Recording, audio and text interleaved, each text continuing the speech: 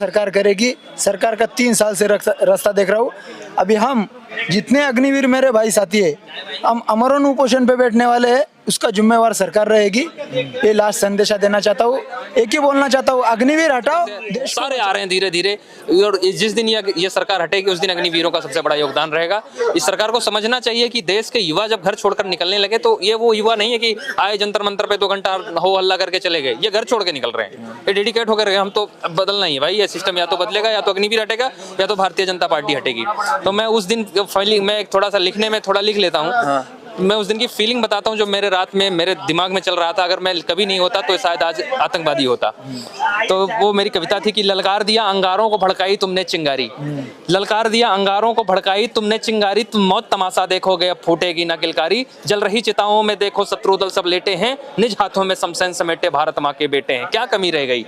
हम इस देश के दुश्मनों को जब चाहे तब शमशान में समेट सकते हैं। हमारे अंदर क्या कमी है कि आप हमें वापस कर रहे हो? आप हमें युद्ध करने का मौका दो, आप हमें लड़ाई करने का मौका दो। अगर हमारे पीठ पे गोली लग जाए तो हमें दोगला करार करके वापस घर में भेज देना। हम तिरंगा ओढ़ने के काबिल नहीं, लेकिन सीने पे गोली खाकर आएंगे, दुश्मनों को मार के आएंगे। तब ये भावना के साथ लिखी, वो ओज तेज के स्वामी है बारूद बांध कर घूम रहे। ये ओज तेज के स्वामी भाई अभी एक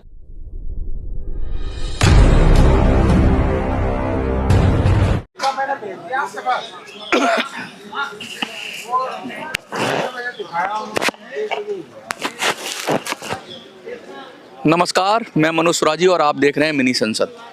देश में क्या हालात हैं, किस तरीके से लोग परेशान हैं, वो फौजी हो, वो कोई भी हो, वो अग्निवीर हो, वो देश का आम नागरिक हो, लगातार उसकी बात नहीं सुनी जा रही है और तानाशाही का रवैया अपनाया जा रहा है। ऐसे ऐसे नियम बनाए जा रहे हैं जिससे एक नियम की आड़ में किसी की पूरी ज़िंदगी बर्बाद हो सकती है, लेकिन उस नियम का हवाला देके लोगों के हक और अधिकार छीने जा रहे हैं। लोगों के अंदर इस देश में देशभक्ति की भावना कूट कूट कर भरी हुई है, लेकिन जब कोई उसके हृदय पर चोट करता है तो उसका गुस्सा होना जायज़ है। और ये सिस्टम परेशान कर रहा है कि लोग अब सड़कों पर आए। लगातार यंग जनरेशन ये बात कर रही है। हमने कई देशों में देखा कि यंग जनरेशन एकदम गुस्से में है, और आजकल के युवा लोग को गुस्सा बहुत जल्दी आता है। आना जायज़ भी है, सिस्टम से परेशान हैं, दुखी हैं, प्रताड़ित हैं। आज ऐसे ही शख्स हमारे साथ हैं, मैं उनसे बात करूंगा। सर, क्या नाम है आपका?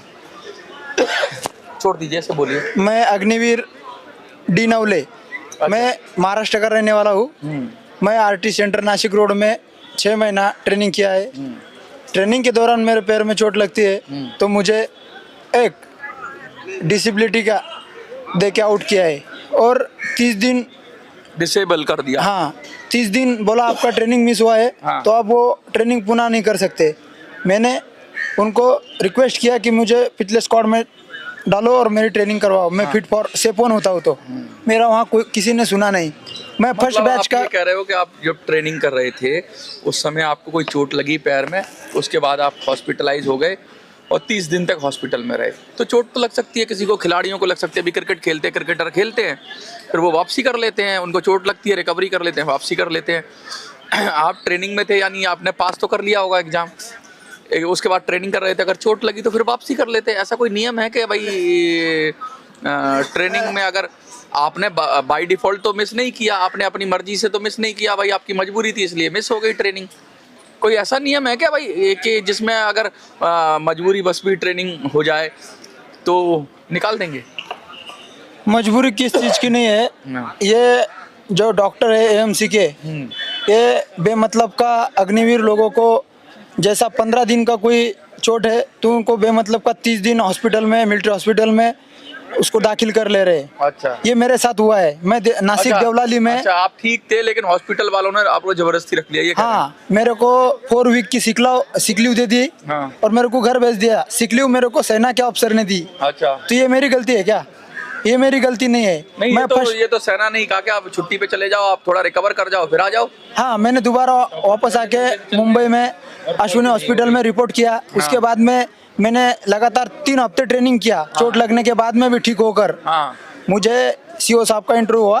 तो मुझे उसमें बोला आपको डिस्चार्ज जाना है, बोला घर। मैंने बोला मेरी गलती क्या हो गई, मेरे को तो सेना में चोट लगी है। तो मेरा किसी ने नहीं सुना इधर उधर, मैं रोने लगा, गिड़गिड़ाने लगा, कुछ सुना नहीं मेरा। मैं फर्स्ट बैच का अग्निवीर हूँ। अभी मेरी बैच दिसंबर 2026 में आउट है।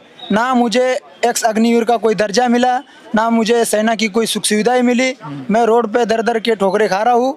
मैं 2 साल से पुणे में एक हेल्पर के पद पे काम कर रहा हूँ एक कंपनी में। तो मेरा यही संदेशा है कि ये अग्निवीर जो स्कीम है, ये गुमराह करने वाली स्कीम है, युवाओं का भविष्य संकट में डालने वाली स्कीम है। और ये स्कीम में बंदों ने सहभाग नहीं लेना चाहिए, क्योंकि मेरे साथ जो हुआ है वो आपके साथ नहीं होना चाहिए। अगर मैं भूतपूर्व सैनिक होता तो मुझे ये लोग घर नहीं भेजते। मैं अग्निवीर हो गया तो मेरे को घर भेज दिया गया। मतलब ये मुझे थोड़ा आप समझाइए, आप भी जुड़े हुए हैं। गांधी जी से मेरा आवाज उठाया था और मेरा हाथ ब्लास्ट हो गया सेना में। सेना में ब्लास्ट हो गया। बाकी देश मेरे बारे में नहीं है, दिखाइए जरा। मेरे बारे में बिल्कुल देश जान ही चुका है। ऐसे हमारे तमाम देश के साथी हैं, मैं अकेला नहीं हूँ। ये महाराष्ट्र से अकेला नहीं है, तेलंगाना, तमिलनाडु, आंध्र प्रदेश, कश्मीर, ऐसे पूरी दुनिया के लड़के धीरे धीरे इकट्ठा हो रहे हैं, रोडों पर इकट्ठा हो रहे हैं इस पॉलिसी के खिलाफ। ये सोचो कितना मतलब ये लोग रिस्क ले रहे हैं। चोट लगी आपके, आप अपना थोड़ा बताइए क्या हुआ था थोड़ा। मेरा हाथ तो पोखरण फील्ड फायरिंग में ब्लास्ट हो गया था। और उस समय आप आर्मी में थे? हाँ, सेना। मैं इनका तो पैर ट्विस्ट हो गया। मान लीजिए कि 30 दिन इतना हार्ड ट्रेनिंग होता है, बुखार हो जाए, पैर ट्विस्ट हो जाए, तो कॉमन सी चीज इस पे तो ध्यान ही नहीं देना चाहिए। इनको ट्रेनिंग करा के रेस्ट करा के फिर से वापस लेना चाहिए सेना में। अच्छा। मेरा तो हाथ ही ब्लास्ट हो गया सेना में। कराया था, छुट्टी पे भेजा था इनको। हाँ, वो पॉलिसी पूरी छुट्टी पे भेज दिया। और ऐसा हो गया कि पॉलिसी नहीं आ गई और डॉक्टर पुराने तरीके से अपना ट्रीट कर रहे हैं। डॉक्टर तो अच्छा, ये मतलब ये सिस्टम की प्रॉब्लम थी और खामियाजा ये इन्होंने भुगता। डॉक्टर तो पूरा रेस्ट लेगा, वो बोलेगा कि भाई जैसे हमारा पैटर्न काम करता है, जिस तरीके से तुम रिकवर हो गए उसी तरीके से हम अपना काम करेंगे। वो तो अपने तरीके से, कोई भी डॉक्टर आपको बेड रेस्ट बोलेगा। छुट्टी से ज्यादा रुक गए थे? नहीं, छुट्टी ज्यादा नहीं रुके थे, डॉक्टर के सलाह से रुक गए थे। डॉक्टरों ने कहा कि भाई आप 30 दिन रुको। आर्मी की उसने जो कहा था, उसने कितनी छुट्टी दी थी? वो 30 दिन होता है कि ट्रेनिंग में अगर आप 30 दिन एब्सेंट हो गए लगातार तो आपको घर भेज दिया जाएगा। ये कौन सा मजाक है? अगर 30 दिन लगातार किसी को बुखार हो गया सेना में या तबीयत ही खराब हो गई अचानक, छुट्टी भी तो मिली थी 30 दिन की, तो हॉस्पिटल ने भी 30 दिन, तो फिर क्यों भेजा? नहीं, टोटल 30 दिन होता है उस सिस्टम में। अगर 30 दिन आप ट्रेनिंग के दौरान 6 महीने में अगर 30 दिन आप लीव कर गए तो आपको घर भेज दिया जाएगा। कोई मतलब नहीं, आप सेना से कोई दोबारा से ट्रेनिंग कर सकते हैं? कुछ नहीं, आप सीधा आउट, दोबारा एलिजिबल भी नहीं कुछ नहीं। आप अगर बुखार हो गया 30 दिन लगातार, इतना हार्ड ट्रेनिंग है, 24 किलोमीटर दौड़ने के बाद अगर आपके पैर में ट्विस्ट आ गया और 30 दिन आप एब्सेंट हो तो जाओ। ये तो बहुत अजब ही चीज है। तो अजब ही चीज है ना। तो ऐसे आपको 50 मिलेंगे। अभी तेलंगाना, तमिलनाडु, हर जगह से आ रहे हैं। सर, मेरे पास में 82 बंदों की पॉलिसी है। मैं आपको 2 मिनट में बताऊंगा। एक आप आइए, तब तक मैं आपसे बात करता हूँ। ये बताइए मुझे, आपकी क्या कहानी है, जो आपके साथ क्या हुआ था? मेरी कहानी तो इन सबसे अलग है। मैं तो 6 महीने ट्रेनिंग कर चुका, तो कसम परेड खा चुका, पोखरण फील्ड फायरिंग रेंज में। आप भी अग्निवीर थे? हाँ। तो मेरा हार्ट सेना में ब्लास्ट हो गया। फिर हमने राहुल गांधी जी से अचानक मिले, उन्होंने पूरा आवाज उठाया, पूरे देश ने देखा उस बात को। हमने कहा था कि पागल सेना शेर नहीं छेड़े जाते। तो ये बच्चे मुझे खुद कनेक्ट करके आते हैं, अमरनाथ भाई आपने आवाज उठाई, हमारी भी बात रखो, हमारी बात रखो। तो हम जहाँ हो सकता है, जैसे आप भाई बंधु हैं, आवाज उठाते हैं मीडिया की बहुत प्रमुखता से, आप डरते नहीं है, तो हम आप लोगों से इनको मिलवाते हैं। इनकी आवाज देश की जनता को हम इनको सौंप रहे हैं। जिस न्यायालय में हम कौन सा विश्वास रखें, जिस न्यायालय पर लोग जूते फेंक रहे हो, उसमें हमारा तो विश्वास रह नहीं गया। अब इस देश की जनता ही फैसला कर लेगी अपने जवानों का। भाई ये लड़का देश की जनता के ऊपर डिपेंड करता है, इनका क्या भविष्य है, क्या ये तो मुझे भी समझ में नहीं आएगा। किसी आदमी को अगर ट्रेनिंग करते समय कोई इंजरी होती है और उसको रेस्ट दिया जाता है, तो उसको रेस्ट करने के बाद फिर से ट्रेनिंग कंटिन्यू करा देना चाहिए या दूसरा बैच ज्वाइन करा देना चाहिए जिसमें ट्रेनिंग हो रही है। कुछ अगर मिसिंग होता है, किसी की क्लास होती है तो एक्स्ट्रा क्लासेस लग जाती हैं उसकी। पहले ऐसा होता था, 6-6 महीने लोग लीव कर जाते थे, कोई बात हो जाती थी, फिर उनको रिट्रेनिंग करके वापस करके, तो उनका 2-2 साल 3-3 साल में ट्रेनिंग पूरा होता था, लेकिन उनको फौज कभी वापस नहीं भेजती थी। तो 2-3 साल तो नहीं, लेकिन अगर किसी की ऐसा हुआ है, कई लोगों के साथ ऐसा हुआ है कि वो पैर टूट गया, फिर कुछ ऐसा हो गया, तो ज्यादा इंजरी, सीरियस इंजरी हो गई, तो उनको रिकवर करने का पूरा मौका दिया गया। तो मानवता होनी चाहिए। पूरा मौका दिया गया। अगर रेंजर हो गए, फिर ले नहीं सकती सेना, उनको वापस नहीं ले सकती, तो उनको पेंशन भी मिल रहा है। ऐसे हजारों केस पड़े हुए हैं। अगर कोई आदमी देश के लिए जान देने के लिए आ रहा है, तो देश की भी तो जिम्मेवारी है। सेना वो तो जान दे देगा अपनी, अगर लड़ाई होगी कहीं आतंकवादियों से लड़ाई होती नहीं, तो अगर वो इस भाव से आ रहा है, तो एटलीस्ट अगर उसको ट्रेनिंग पीरियड में भी सेना का ही आदमी हो गया ना भाई। जब देखिए, सैनिक भी हम मानते हैं कि हमें राष्ट्र प्रेम से बढ़कर हमारे लिए तनख्वाह नहीं है, लेकिन जब देश के संसद फ्री की चाय पी सकते हैं अपने संसद भवन में, ये फ्री का सारी सुविधाएं ले सकते हैं, ये टोल प्लाजा इनका माफ हो सकता है, इनको पेंशन मिल सकता है, तो हमारे देश के सैनिकों को क्यों नहीं मिल सकता जो उनको सामने से गोली फेस करना ये तो बड़ी जेन्युइन सी मुझे बात लग रही है। ये सैनिक और संसद की बात ये जब आप ट्रेनिंग कर रहे थे, ट्रेनिंग के दरमियान आपको चोट लगती है, आप रेस्ट करते हो, यही आप बता रहे हो। अगर ये बात सच है, क्योंकि अभी मुझे नहीं पता कि इसमें कितनी सच्चाई है, और उसके बाद तो ये तो मेरे को हजम ही नहीं हो रही है बात कि भाई ऐसा कैसे हो सकता है कि जब डॉक्टर और आर्मी का ही डॉक्टर लिख रहा है कि इनको रेस्ट चाहिए और उसके बाद आपको घर भेज रहा है, तो क्या ये पॉलिसी ऐसी कर दी है या फिर किसी अफसर की वजह से, अफसर को इतनी पावर होती है? मेरा कहने का मतलब ये है कि हम फर्स्ट बैच के अग्निवीर थे। हाँ, ये पॉलिसी बड़े बड़े जनरल सर्जन डॉक्टर जिनके बड़े बड़े अधिकारी होते हैं पद पे, हाँ, उनको ये पॉलिसी के बारे में जानकारी नहीं थी। अच्छा, पर उन्होंने एक करना था कि जिस बंदे को 15 दिन का रेस्ट चाहिए था, हाँ, उस बंदे को 15 दिन में उसको फ्री करना था। हाँ फ्री करना था। तो उन्होंने बेमतलब का उधर 20-25 दिन उसको एडमिट करके रख मैं लिया। ये कह रहा हूँ 25 दिन भी रख लिया तो क्या दिक्कत है? वो तो डॉक्टर देख रहा है कि भाई इसका इंजर ज्यादा है, इसको 30 दिन में रेस्ट होगा, तुमको 15 दिन में कैसे भेज देगा? अभी ये डॉक्टर ही सही निर्णय कर सकता है। भाई डॉक्टर ही निर्णय लेगा, तुम तो कह नहीं सकते, आपने एमबीबीएस किया नहीं है। अभी सर मेरे पास देखिए में पॉलिसी गलत। कम से कम 82 बंदों की पॉलिसी है। ये हमारा आरएमबी बोर्ड हुआ है। मेरा आरएमबी बोर्ड होने में 8 महीना हो गया ना, मेरे को 8 महीने में सेना की एक भी ऐसी सुख सुविधा मिली नहीं है अभी तक। नहीं तो क्या कह रही है फौज, क्या कह रही है? फौज क्या कहने वाली है? फौज तो यही कहने वाली है कि आपको कोई लागू नहीं है। अग्निवीर को कुछ हमको घर भेज दिया गया, उसी समय बोल दिया आपको कुछ लागू नहीं है। जब हमारा आरएमबी बोर्ड किस तरह की सुविधा चाहते हो? सुविधा कुछ तरह की नहीं, अगर हम फिट पा रहे तो और सेना में नौकरी करने के लिए तैयार है। अच्छा, अगर नहीं है दोबारा से नहीं दे सकते क्या टेस्ट? अच्छा, अग्निवीर में तो वो उम्र का हिसाब है ना, अभी वो एज आउट हो गया होगा। हाँ हमारा एज खत्म हो गया अभी। हम क्या कर सकते हैं? हमको विकलांग बना के भेज दिया। आपको तो अफसरी विकलांग भी सेना ने बनाया, आप कह रहे हो, क्योंकि उनकी ट्रेनिंग से बने हो। सेना ने हमको विकलांग बनाकर बाहर छोड़ दिया ना। हम कौन सी नौकरी को लग सकते हैं ना कुछ कर सकते हैं, डर डर की ठोकरें खा रहे हैं। अगर ये जाता है तो उसमें रिज्यूम मांगा जाएगा, तो उसमें लिखा है 15% डिसेबल। अच्छा, ये सर्टिफिकेट भी मिल गया डिसेबिलिटी का? हाँ, इसमें परमानेंट कैटेगरी दिया गया है। इसमें परमानेंट कैटेगरी मतलब ये बेल्ट की नौकरी कर नहीं सकता, सिक्योरिटी गार्ड का भी नौकरी नहीं कर सकता ये। तो ऐसी हालत हमारी ये अग्निवीर योजना ने बना दी। आप ये कह रहे हो कि वो जो चोट लगी है वो परमानेंट हो गई, या आपको डिसेबिलिटी कर गई, कुछ मुड़ गया या हड्डी में चोट लग गई तो कुछ ना कुछ ऐसा मतलब चेंज हो गया है कि अब आप डिसेबल कैटेगरी में आ गए? हाँ, ये नॉर्मल सी चोट थी कि अगर नहीं, आप नॉर्मल कह रहे हो, लेकिन जब सर्टिफिकेट मिला है डिसेबिलिटी का तो डिसेबल होगा, तो डिसेबिलिटी के लिए कुछ नहीं देती सेना? डिसेबिलिटी का अगर सर्टिफिकेट देती है तो हमें एक्स अग्निवीर का दर्जा मिलना चाहिए। हाँ, ये हमको 10% आरक्षण दिया है पैरामिलिट्रीज में, तो वो मिलना चाहिए। मेरी बैच मुझे ये समझ में नहीं आ रहा कि जिस दिन से आप सेना के पास जाते हैं ट्रेनिंग के लिए, माना आप अग्निवीर नहीं हुए, लेकिन आप कम से कम सेना के तो आदमी हो ही जाते हैं। बिल्कुल हो जाते हैं, बिल्कुल। तो उस समय उस प्रोसेस में आपको कोई चोट लग जाए, कुछ हो जाए, आपके साथ एक्सीडेंट हो जाए जैसा इनके साथ हो गया, तो कोई जिम्मेवारी नहीं किसी कोई नहीं एकदम फ्री। ये ठेके की है। इनका एक मेथड है। ये 6 महीने में देश की पैसा से, सरकार से ये लोगों को ट्रेनिंग दिलाना चाहते हैं। फिर ऐसे प्राइवेट सिक्योरिटी एजेंसी किसी देश में खोली जाएगी, अडानी अंबानी की, और ये बच्चे उसी में भर्ती करने के लिए बनाए गए हैं और इसी काम के लिए। इनका कोई फ्यूचर नहीं। ये ठेके के मजदूर हैं। इस तरह लोग कितने बच्चे निकाले होंगे लगभग आपको? सर ये तो फर्स्ट बैच के 82 बंदे हैं। ऐसे 6 बैच अभी तक भर्ती कर लिए। अभी 7वां बैच इन होगा अभी अंदर पूरे भारत में। ऐसे 6 सैकड़ों बच्चे होंगे ऐसे। हाँ, धीरे धीरे आ रहे हैं, सब रोडों पे आ रहे हैं। तेलंगाना, हर जगह से बच्चे आ रहे हैं। महाराष्ट्र से आया है कोई, तेलंगाना से फोन कर रहा है कोई, कश्मीर से फोन कर रहा है। ये क्या सिस्टम है? सरकार को नहीं दिख रहा या सेना को नहीं दिख रहा? इस तरह की पॉलिसी तो ठीक नहीं है। ये तो अराजकता है एक तरह से। ये तो सिस्टम में अराजकता फैल जाएगी ऐसे तो।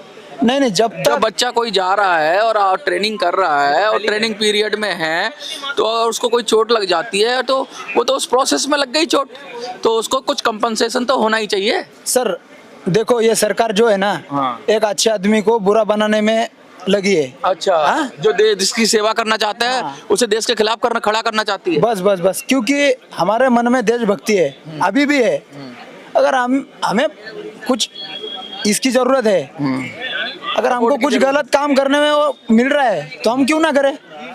नहीं नहीं, हाँ आप क्या कहेंगे? हम इस पे कहना चाहेंगे सबसे सुंदर देश का प्यारा संविधान है। हाँ। जब तक इस देश में संविधान ये कहता है कि देश का प्रधानमंत्री बदला जा सकता है, गृह मंत्री बदला जा सकता है, तब तक हम ऐसा कोई काम नहीं करेंगे। जिस दिन ये लग जाएगा कि हम देश के प्रधानमंत्री को नहीं बदल सकते हैं, देश का राज नहीं बदल सकते हैं, अपनी सेना की आवाज नहीं उठा सकते हैं, हम लाचार हो चुके हैं, उस दिन सर हम लाचार नहीं होंगे, उस दिन हथियार उठा लेंगे। लेकिन जब तक हमारे पास देश में सबसे सुंदर संविधान है, हम संविधान की इज्जत करेंगे।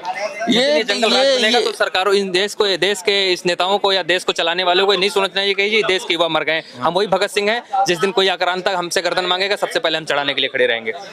और सर ये अगर संविधान को मानते तो ये हर एक अग्निवीर की पीड़ा सुनते, पर ये सुनने के तैयार नहीं है, बिल्कुल सही है। क्योंकि संविधान में हर एक नागरिक को उसका हक मानने के लिए हक दिया है।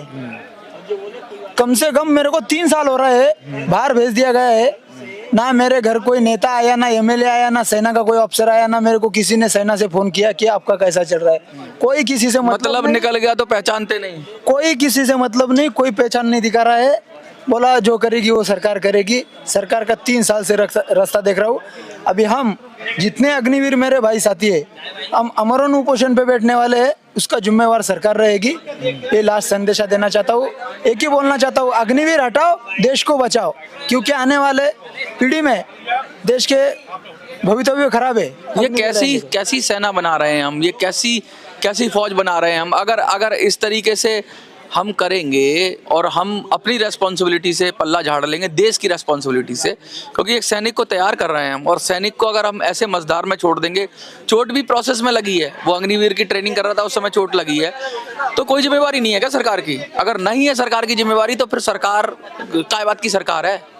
काय बात की सरकार? मैं तो कह रहा हूँ किसी बात की सरकार नहीं है। कुछ कहना चाह रहे हैं? मैं ये कहना चाहता हूँ कि मैं भाई की इस भावना को समझ रहा हूँ। जिस दिन मेरे चोट लगी और अफसरों ने कहा यार तुम तो एक मजाक में बोल दिया यार, एक तो अग्निवीर है, तो तेरे हाथ में ब्लास्ट हो गया, तेरा क्या होगा भगवान जाने।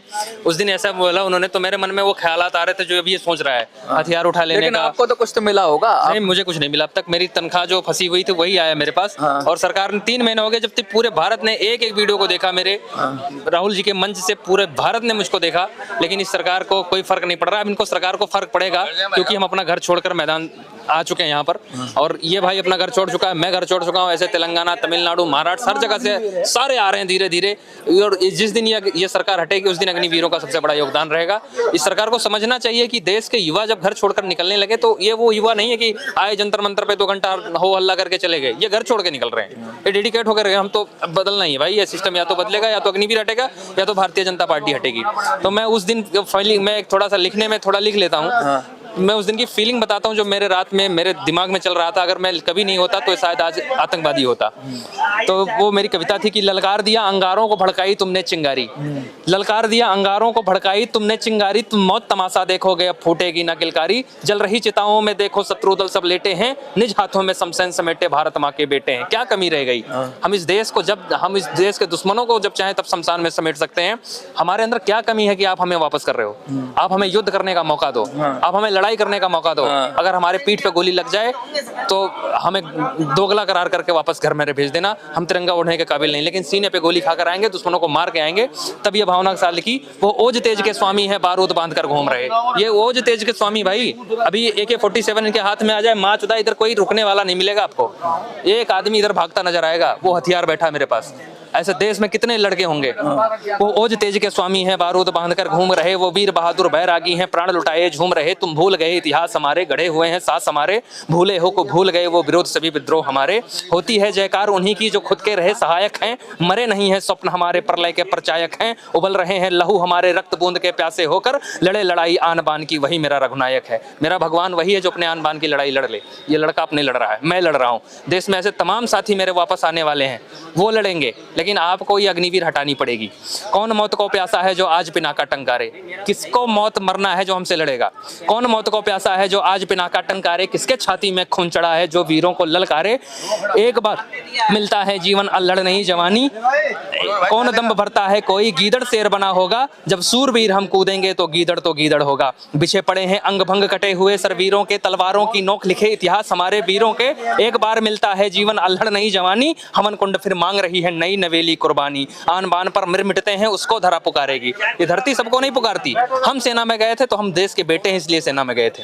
हम गाँव में हम जैसे एक पाए जाते हैं। ये महाराष्ट्र में अकेला है, मैं यूपी में अकेला हूँ, कोई तेलंगाना में अकेला है। हम जैसे वीर पैदा होते हैं, बनाए नहीं जाते हैं। हम बायोलॉजिकल नहीं है, हम पैदा होते हैं, हमारे खून में वो गर्मी होती है तो हम सेना में जाते हैं।